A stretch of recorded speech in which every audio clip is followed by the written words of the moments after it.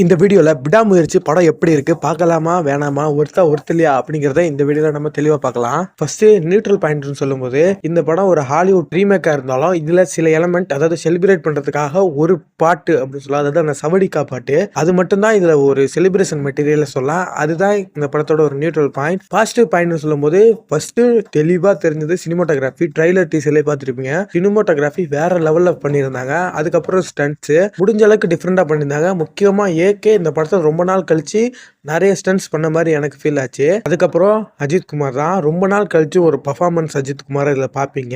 இன்னொரு விஷயம் என்னன்னா அந்த பர்ஃபார்மன்ஸ் ரிப்பீட்டடா ஒரே இதே ரொம்ப நேரம் வந்த மாதிரி இருந்தது. இருந்தாலும் அது எங்கேஜிங்கா இருந்தது.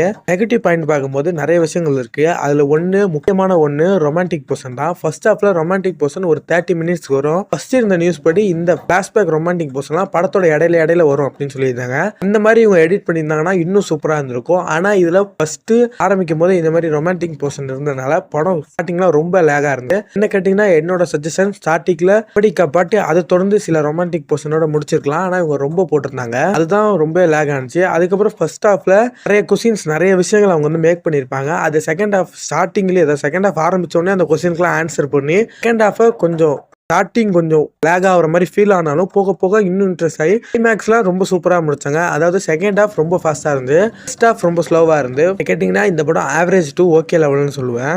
இந்த படத்தை நீங்கள் பார்க்கலான்னு ஒரு ஐடியாவில் இருந்தீங்கன்னா முடிஞ்ச அளவுக்கு சீக்கிரமாக போய் பாருங்க.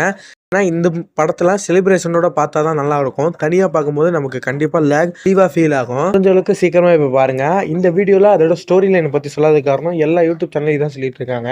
இன்னொரு முக்கியமான நெகட்டிவ் பாயிண்ட் என்னன்னா பிரேக் டவுன் படத்தை பற்றி தெரிஞ்சவங்களோ பிரேக் டவுன் படம் பார்த்துருந்தீங்களா பார்த்தவங்க யாராவது கூட இருந்தால் தயவு செஞ்சு கூட்டிட்டு போயிடாதீங்க. ஏன்னா அது மூலயமா நீங்கள் பல விஷயங்களை கெஸ் பண்ணிடலாம். இருந்தாலும் அதை எப்படி கெஸ் பண்ணாமல் வச்சுக்கலாம் அப்படிங்கிறதுக்கும் யோசிச்ச விதங்கள் நல்லா இருந்தது. அதுக்காக ஒரு கேரக்டர் வந்ததுலாம் ரொம்ப சூப்பராக இருந்தது. அதாவது பிரேக் டவுன் படத்தில் இல்லாத ஒரு கேரக்டர் இருக்கு கன்ஃபியூஷனை மேக் பண்றதுக்காக வரைக்கும் நல்லா இருந்து படம் ஓவராலா பார்த்தா ஆவரேஜ் டு டீசன்ட் தான். 10க்கு 7 to 8 பாயிண்ட்ஸ் தரலாம்.